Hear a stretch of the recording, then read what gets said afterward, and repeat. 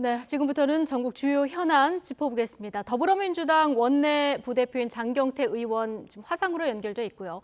국민의힘 홍보본부장인 김은혜 의원은 스튜디오에 직접 나오셨습니다. 어서 오십시오. 안녕하십니까? 안녕하십니까? 안녕하세요.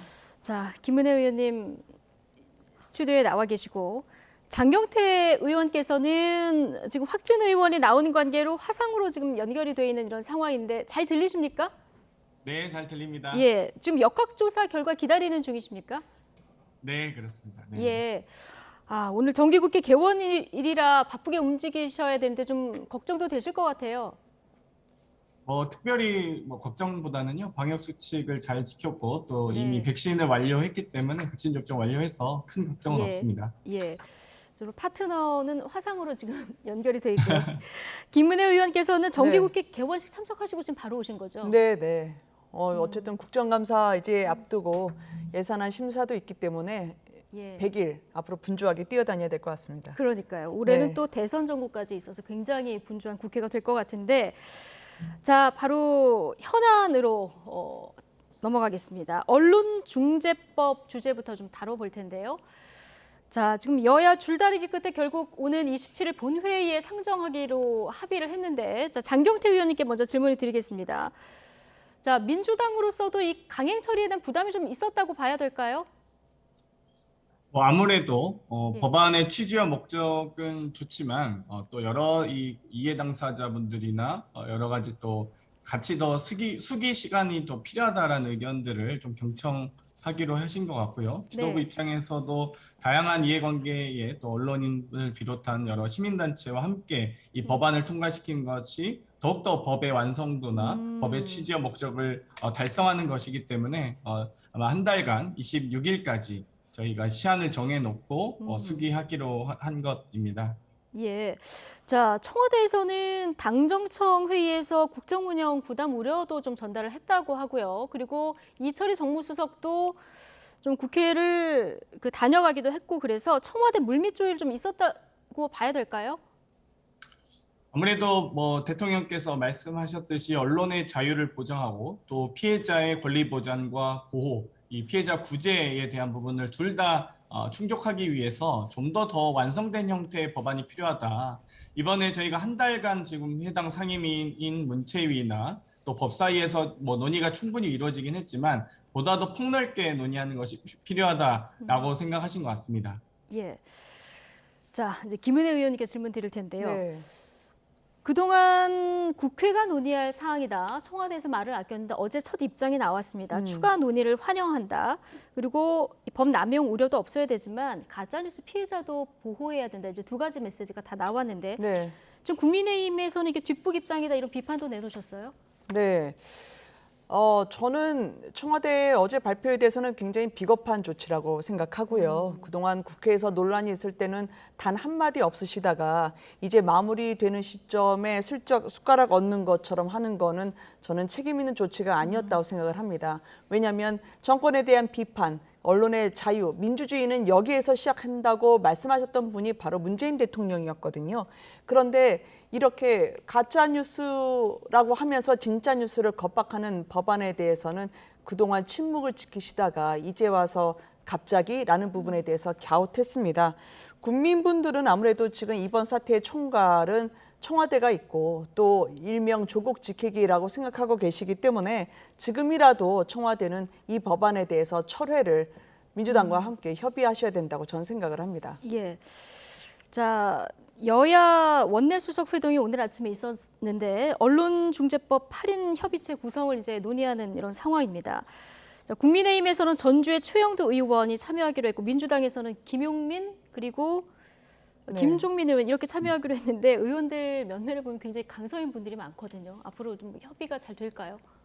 험난할 거라고 생각을 험난할 거라고 하고요. 보십니까? 그리고 이게 끝날 때까지 끝난 게 아니기 때문에 이 법안의 독소 조항 자체는 저는 어쩌면 건들지 못한 채 원안과 비슷하게 갈 수 있는 그런 파국의 상황도 올 거라는 생각도 합니다. 그 가능성을 차단하고 있지 않고요. 무엇보다 항상 이 예전부터 역사에서 그랬죠.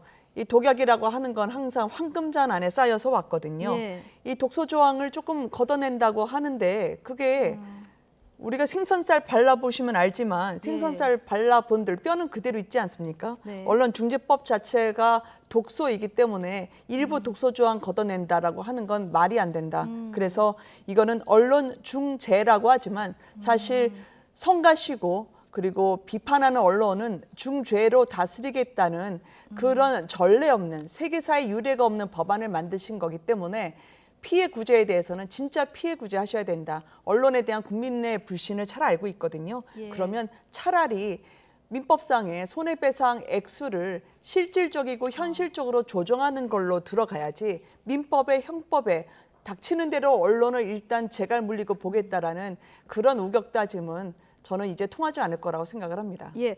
자, 장경태 의원님, 화상으로 연결하시지만 중간에 이렇게 끼어드셔도 됩니다. 네. 자, 김은혜 네. 의원님 지금 얘기 들어보면 앞으로 협상 과정도 좀 순탄치는 않아 보일 것 같은데 어떻게 전망하고 계십니까? 일단 제가 존경하는 김은혜 의원님께서 발언하시고 계셨기 때문에 좀 경청하고자 노력을 했고요. 예.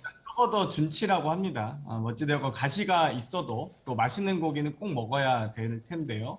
네. 이번에 이 여야 8인 협의체 구성을 보시면 법조인 한 분과 이 기자 출신, 언론인 출신 한 분씩, 예를 들면 전주 의원님과 김용민 의원님은 법조인 출신이시고요. 최영도 의원님과 김종민 의원님은 언론인 출신이세요. 그래서 이 어떤 법률적인 측면들, 예를 들면 피해자 구제나 보호에 대한 측면도 고려하면서 또 언론의 자유도 충분히 보장하겠다라는 어떤 취지를 살리고자 하는 것 같고요. 예. 또 한편으로는 이번에 언론중재법에서도 나타났듯이 이 그동안의 언론중재법을 통해서 피해자 구제 절차와 과정이 매우 힘들고 험난했습니다.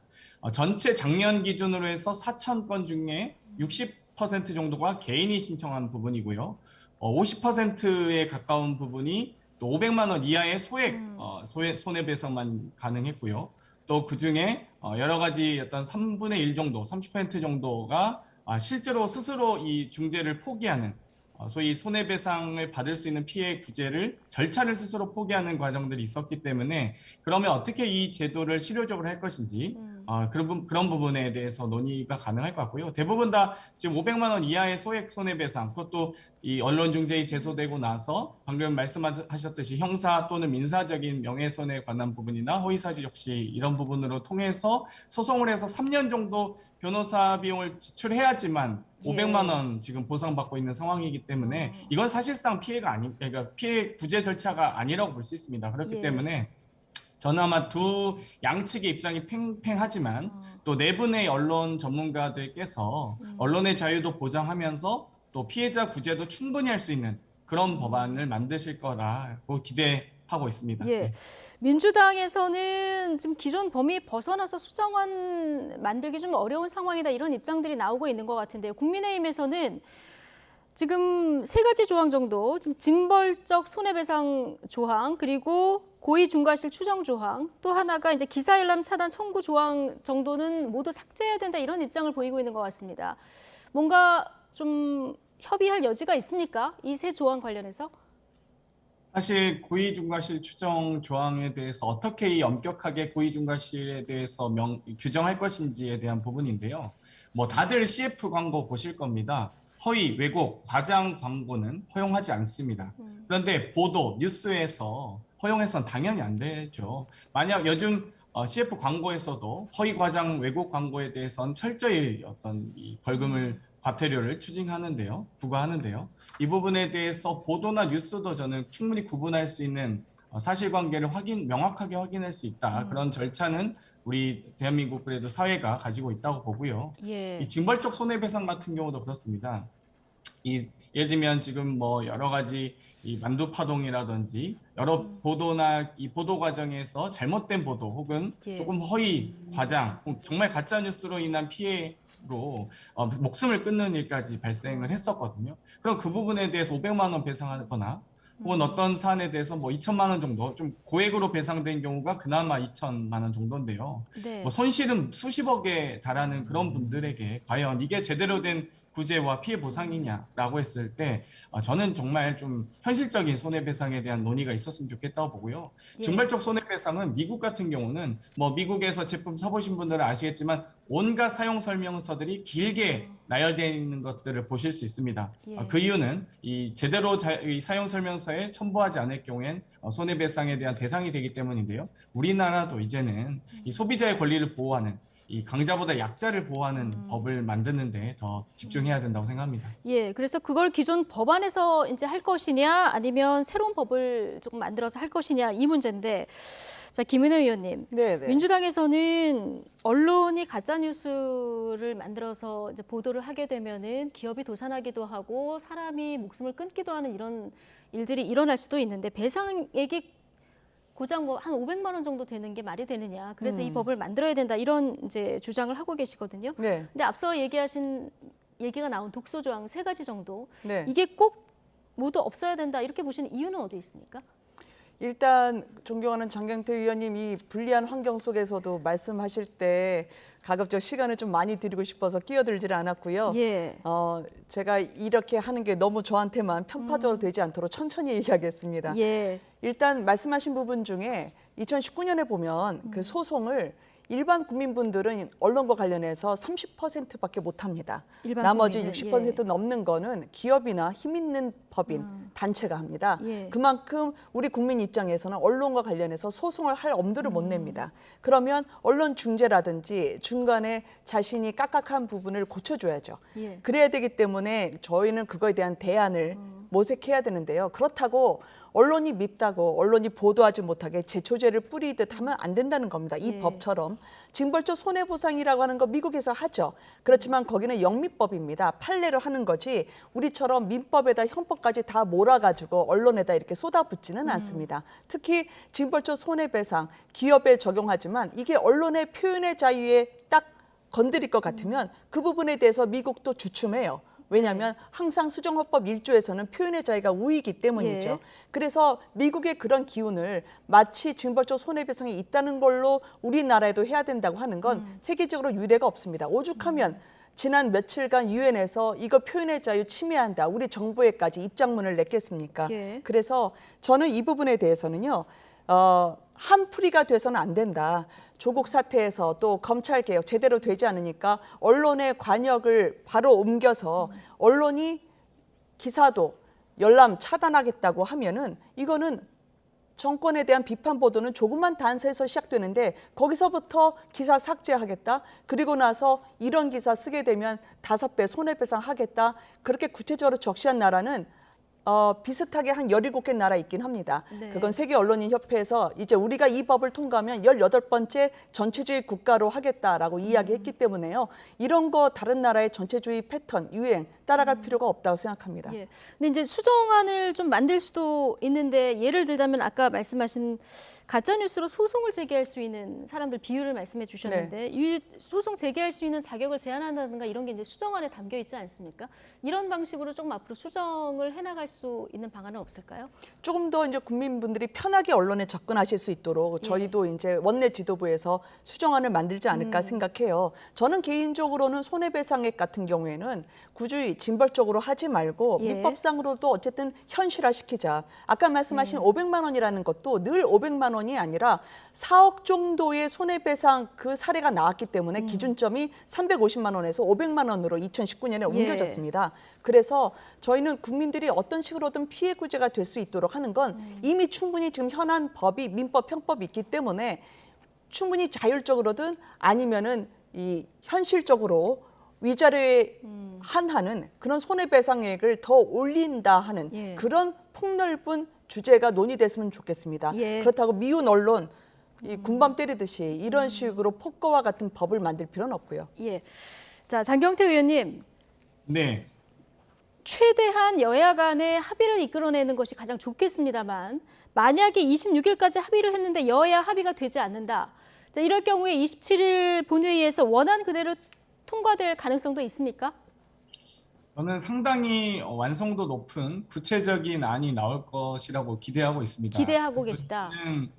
야당 의원님들이 제안해서 나올 것 같지는 않고요. 예. 아마도 언론인분들, 언론 전문가분들 네 분이서 아마 많은 이 제안들을 해주실 거라고 생각합니다. 지금 사실 언론중재법 관련돼서는 방금 이제 김은혜 의원님께서 얘기하셨지만 이 손해배상 민법상 손해배상 청구를 통해서 이 뭐 구제받으실 수도 있다고 생각하는데 그건 사실 언론의 어떤 거대 언론사를 상대로 개인이 승소하거나 또 그 언론의 어떤 귀책 사유를 정확하게 이 검증해내는 것은 쉽지는 않을 거라고 봅니다. 결국 언중위에서 일정한 형태의 이 허위 왜곡 과장 가짜뉴스에 대한 이 어떤 기준을 마련해 주셔야 또 마련되어야만 이 피해자 구제가 가능한 거고요. 이 과정에서 이 언론의 표현의 자유를 좀 더 보장하는 차원에서 저는 뭐 사실적시에 의한 명예훼손 같은 경우 이 민법 750조라든지 형법 307조에 대한 개정도 충분히 같이 이루어질 수 있다고 봅니다. 그래서 예. 이 8인 협의체가 좀 더 의미 있게 작동하기 위해서는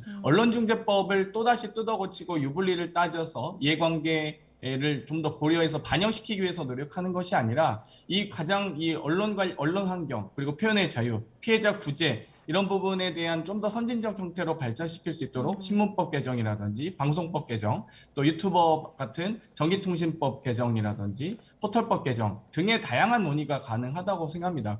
그래야 언론인들도 좀 더 이 권력과 권력에 의해 언론이 네. 좌지우지되지 않도록 공영방송 지배구조 개선이라든지 여러 가지가 작동할 수 있다고 봅니다. 그렇기 때문에 그런 부분들까지 함께 논의할 수 있는 언론중재 8인 협의체가 됐으면 좋겠습니다. 예.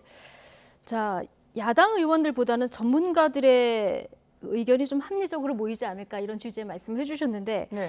자, 국민의힘 요구가 27일 본회의 전까지 받아들여지지 않는 안이 만약에 올라온다면, 그래서 본회의에서 통과가 된다고 하면 국민의힘 대응은 어떤 대응을 생각해 볼 수 있습니까? 네.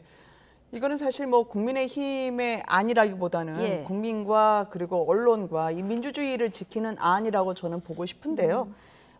장경태 의원님 말씀에 동의하는 부분이 있어요. 왜냐하면 조국 장관 딸 굉장히 억울해하셨던 포르쉐 탄다라는 것도 사실 유튜브에서 시작이 됐던 거였거든요. 예. 기존에 검증을 하는 레거시 미디어가 아니라 유튜브에서 예. 사실상 가짜 뉴스가 많이 나왔습니다. 그런데 이 가짜 뉴스냐 아니냐, 고의와 중과실이 있느냐 없느냐를 그거를 원고가 제기하지 않고요, 입증하지 않고 언론이 입증해봐라고 하니까 문제가 되는 거죠. 예. 그러니까 누가 가짜 뉴스를 판단한다는 겁니까? 법원이 판단한다고 하더라도 이거는 굉장히 자의적이고 애매하기 때문에 힘 있는 분들, 기득권 분들 편에서 언론중재법을 다루겠다는 시각이거든요. 저는 그래서 유튜브를 포괄해서 폭넓게 바라보는 거에 찬성을 합니다. 예. 그리고 국민들이 피해 구제를 받기 위해서는 굳이 이렇게 국민들의 권리를 강탈하는 법이 아니라 권리를 지켜줄 수 있는 선에서 보다 가볍고 손쉽게 할 수 있는 법부터 저는 논의했으면 좋겠다라고 생각을 합니다. 예. 그리고 지금 휴전 상태라 27일은 또 상태라. 전쟁이 될 수도 있습니다. 그렇군요. 자, 두 가지. 지금 유튜브 등 가짜 뉴스가 실제로 많이 유포되는 이 매체들은 어떻게 할 것인가? 그리고 또 하나 입증 책임의 문제인데요. 참 이게 지금 언론이 입증 책임을 져야 되는 상황이라고 하면은 잘못하면 제보자가 공개될 수도 있는 이런 상황이라서 이런 우려가 좀 나오는 것 같은데 어떻게 보십니까? 보통 이제 재판 이 유죄를 여러 형사 사건에서 유죄 입증 과정에서 소위 제보자의 신변 보호가 안 될 수 있다 이런 우려가 있을 수는 있습니다. 예. 당연히. 그런데 이 여러 가지 어떤 그 절차를 보완하기 위해서 지금 원중법을 저희가 강화하고 있는 것이고요. 지금 뭐 여러 우려들도 얘기하셨습니다만 저는 26일까지 합의가 되길 바라면서도 만약 그게 안 될 경우에는 지금 기존의 안을 그럼 동의하는 것이냐라고 좀 다시 반문 드리고 싶습니다. 그렇기 때문에 저는 뭐 이 언론의 표현의 자유를 보장하면서 피해자 구제에 대한 부분만큼은 네. 서로 충분히 공감하리라 생각을 합니다. 네. 예. 자, 이 언론중재법 합의에서 파생된 건 하나 다뤄보겠습니다. 지금 민주당에서 김승원 의원이 SNS 글을 남겼는데 이게 좀 파장이 큽니다. 박병석 의장을 향해서 GS 주지, 이게 이제 욕설의 약어다 이렇게 알려지면서 욕설 논란에 휩싸인 상황인데 일단 사과는 했습니다만 야당에서는 징계해야 된다 이런 목소리도 나오거든요. 진짜 민주당 내에서는 어떻게 보고 계십니까? 일단 이 김승원 의원님이 의장님께 직접 찾아뵙고 이 사과에 이 표시를 하신 것으로 알고 있고요. 다만 이제 제가 이해했을 때는 이 의장님께 존칭을 쓰지 않아서 네. 또 아무래도 그 부분이 좀 언짢으실 수 있겠다라고 생각을 했습니다. 사실 저도 저거를 처음 봤을 때 GSC가 무슨 말인지 잘 몰랐거든요. 예, 그래서 저도 몰랐습니다. 아마 예. 뭐 크게 제가 보기엔 해석하기 나름 아니겠습니까? 네. 어떤 의미인지는 뭐 본인밖에 모르시겠죠. 예. 네. 해석하기 나름이다. 가버먼트 서비스 제너럴 G 뭐 이런 해명을 처음에 내놓으셨었는데 어떻게 보십니까, 이 사안은? 저는 김승원 의원님 보좌관들이 무슨 죄예요? 고생하셨을 것 같다는 생각을 해요. 네. 국민 누가 봐도 그 말이죠. 방송에선 제가 옮기진 못하지만 예. 근데 그 말을 피하려고 얼마나 영어 사전 뒤지셨겠어요. 비서관님들이. 가버먼트 서브 해가지고 그거 영어 문법도 맞나요? 저는 그 사고는 의원님이 치고 밑에 사고 수습은 비서관님들이 하게 하는 거 그만했으면 좋겠습니다. 그래서 그리고 의장님이 존중받는 그 존경어 그다음에 경어와 관련해서 기분 나쁘셨다는 게 아니라 이거는 국회의원이 이 국회 자체의 존엄을 스스로 훼손한 네. 중대한 사건입니다. 이 윤리에 제소해야죠. 온 국민이 아는 욕설을 그것도 국회의장이 했다는 게 이게 말이 됩니까? 저는 본인이 책임지셔야 된다고 생각합니다. 이건 있을 수 없는 일이에요. 책임을 그리고 어떤 방식으로 져야 된다고 보십니까?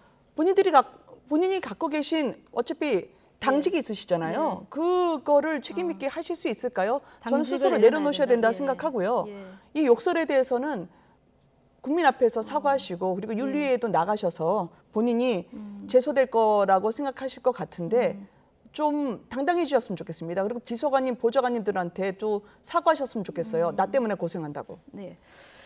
이준석 대표는 또 TV 토론을 펑크내서 이 제작진 반발이 상당합니다. 그리고 또 발언이 이제 동물의 왕국이나 틀라 이 발언 때문에 지금 제작진에서 굉장히 화가 난 것 같은데 MBC에서 갑질이다 이런 비판까지 나왔어요. 보통 이준석 대표 토론 좋아하는데 왜 그랬을까요? 일단 국민과의 약속을 또 예. 시청자의 약속이 결과적으로 어겨진 거에 대해서도 죄송하고요. 그리고 다시는 일어나지 말아야 할 일이기도 하죠. 예. 다만 이제 오전부터 이준석 대표가 이야기를 하긴 했었습니다. 네. 이게 언론법 중재법에 대해서 여당이 강행 처리할 경우에 내가 이 토론을 못 나갈 수 있다는 거를 오전부터 천명을 했었고요. 또 방송 제작진하고도 이 사안에 대해서 공유를 하면서 예. 이게 어떻게 될지 모르는 그런 부분을 예고를 했다고 하더라고요. 예. 그래서 야당 대표로서 그리고 전에 없는 한 번도 경험하지 못한 이 법안에 대해서 100명 넘는 의원이 투쟁을 하고 있었기 때문에 막판까지 방송 직전까지도 이거를 예. 강행 처리할 거라는 전망이 지배적인 상황에서 방송을 불가피하게 못 나가게 되는데 그래도 결과적으로는 시청자 여러분들께는 예. 대신 죄송합니다. 네. 예, 언론의 자유를 지키기 위한 선택이었다. 해량 바란다. 이런 글을 이준석 대표가 남겼는데 장경태 의원님은 이 문제 어떻게 보셨습니까? 전파의 무게를 너무 가볍게 여긴 처사라고 생각을 합니다. 못 나갈 수 있죠. 그리고 여러 가지 어떤 그런 여야 극한 대치 상황이라는 건 충분히 방송국 관계자들도 알고 계셨을 겁니다. 그렇다고 해서 마치 이 MBC 이 방송에 또 프로그램에 출연하는 것이 중요하지 않다는 식으로 발언하셔서는 절대 안 되고요. 10분, 아니 단 1분이라도 방송 사고가 나서는 안 되지 않습니까? 보통 제가 좋아하는 24번 YTN을 보다 보면 앵커께서 3분, 한 3초 정도만 잡음이 있어도 거기에 대해서 바로 사과 멘트를 하시는데 예. 100분이 지금 통째로 날아간 이 엄청난 사고인데 방송 예. 사고인데 이 부분에 대해서 아무렇지도 않게 이야기해서는 안 되겠죠. 네, 어쨌든 이준석 대표가 사과는 했는데요. 어쨌든 바라보는 시각은 이렇게 좀 갈리는 것 같습니다. 자, 양당 현안 관련해서 시간이 얼마 안 남아서 짧게 한 가지씩 정도만 여쭤봐야 될 것 같은데요. 장경태 의원님, 민주당 경선 투표 어제부터 시작이 됐고요. 이제 4일에 충청권 결과가 공개될 예정이죠? 네, 그렇습니다. 예. 저희가 이 충청을 시작으로 호남, 영남 등으로 수도권까지 순차적으로 지금 투표를 진행하고 있습니다. 예. 현재는 지금 충청권 투표를 하고 있고요. 충청권 투표하고 있고 이게 충청권이 첫 이 결과가 공개되는 거라서 이 표심이 판세 풍향계다 이런 얘기가 나오고 있는데 지금 이재명 지사는 충청에서 과반 득표를 목표로 하고 있고요. 그리고 이낙연 전 대표는 반전 드라마를 쓰겠다 이렇게 얘기하고 있는데 정세균 전 총리의 캠프시니까요. 좀 깜짝 반등 기대하고 계십니까? 아무래도 저희가 선거인단 투표입니다. 여론조사와 달리 선거인단은 네. 70명의 권리당원과 100만여 명의 또 선거인단 지지자들로 구성이 돼서 전체 200여만 명의 이 선거인단 투표이기 때문에 이런 경우에는 사실 여론조사와는 좀 다르게 좀 많이 반영될 수 있습니다. 특히 충청권 같은 경우는 어느 후보도 일정한 뭐 이니셔티브를 갖지 않은 예. 주도적인 위치를 갖지 못하고 있는 상황이거든요. 그래서 뭐 아무래도 저희도 혼전 양상이기 때문에 뭐 아무래도 또 충청권의 민심이 가장 먼저 발표되는 만큼 많은 후보 캠프에서도 집중하고 있습니다. 그런 과정에서 아무래도 정세균 후보 네. 같은 경우는 뭐 깜짝 반등이라기보다는 묵직한 존재감을 드러내지 네. 않을까 기대하고 있습니다. 예. 자, 민주당 1차 그 표심이 토요일에 나오는데 어떻게 예상하세요? 김은혜 의원님. 일단 그 여론조사를 보면 이 민주당 지지층 사이에서 좀 균열이 좀 심각한 것 같고요. 예. 내가 지지하는 후보가 낙마하면 30% 이상이 이 민주당 후보가 아닌 어쩌면 이 냉담자로 돌아설 수도 있겠다라는 그런 조사 결과도 나왔으니까요. 네. 그래서 반대로 해석하면 이게 단일화 파급력이 있을 것 같다라고 볼 수도 있긴 네. 한데 결선 투표 제도가 있기 때문에 예. 그 가능성은 상대적으로 좀 낮지 않을까 한번 네. 그냥 저는 전망해봤습니다. 예. 국민의힘 얘기도 좀 해보겠습니다. 대선 예비 후보 등록 마무리할 때는 총 15명 정도 되더라고요. 그렇죠. 지금 가장 쟁점이 역선택 방지 조항을 넣느냐 마느냐. 이게 네. 후보들 사이에 상당히 신경전이 벌어지는 맞습니다. 상황인데 오늘 뭐 후보 캠프의 의견을 다 듣는다고요. 네, 그렇습니다. 이제 저도 방송 끝나고 선관위로 다시 돌아가야 되는데요. 아, 오늘 굉장히 바쁘게 움직이시는군요. 시청자의 약속이 중요해서 나왔습니다. 고맙습니다. 아닙니다. 근데 일단 각 주자들의 예. 이야기를 좀 들어보려고 합니다. 찬성도 있고 반대도 있죠. 이게 저희가 그동안에는 역선택 방지를 안 했었었는데요. 최근에 여론조사 결과를 보면 이분으로 가면 확장성이 있을까? 근데 그 확장성이라는 게 돌아서서 보면 우리에게 불리한 후보일까? 네. 라는 그 점이 굉장히 첨예하게 맞닿고 있기 때문에 제가 선관위원이라 여기서 가부도 결정되지 않은 상황이고 말씀드리기 조심스러운데 솔로몬의 지혜를 발휘할 수 있도록 솔로몬의 해보겠습니다. 지혜를 발휘할 수 있도록. 근데 어제 네. 자, 이거 넣으면 안 된다 얘기하시는 분들 중에서 홍준표 의원 저희 네. 그 YTN 출연을 하셨는데 그쵸. 선수가 트랙을 달리는데 심판이 룰 바꾸는 거는 부당하고 만약에 바꾸게 되면 이게 지도부의 책임이 돌아갈 거다 이렇게까지 얘기를 했거든요. 네. 결과에 따라서는 내용이 좀 있을 것도 같은데요. 이 룰이라고 하는 게 이제 경준위에서는 한번 이 방식으로 선거를 치러보자라고 제안을 할 수 있는데요. 예. 사실 경선을 준비하는 측면에서 이제 최고위에 보고를 하고 선관위 온 건데 의결을 하고 집행을 하는 게 선관위이기 때문에 사실은 많은 분들의 의견을 듣고 나서 결론을 지을 것 같습니다. 예. 이 정홍원 위원장이 검사 출신이신데 예. 판사 출신처럼 하시더라고요. 네. 그래서 모든 분들의 의견을 한번 들어보겠다고 하니까 예. 조금만 더 지켜봐 주시면 지혜롭게 해결할 수 있도록 노력하겠습니다. 쉬운 일은 아니겠지만요. 알겠습니다. 네. 자, 캠프의 의견들도 다 듣고 여론조사 전문가들의 의견도 듣고 솔로몬의 지혜를 발휘할 거다 이렇게 기대를 해주셨습니다. 자, 오늘 두 분 말씀은 여기까지 듣겠습니다. 국민의힘 김은혜 의원 스튜디오에서 얘기해 주셨고요. 그리고 장경태 의원님 어려운데 화상 연결해 주셔서 고맙습니다. 네, 감사합니다. 감사합니다. 감사합니다.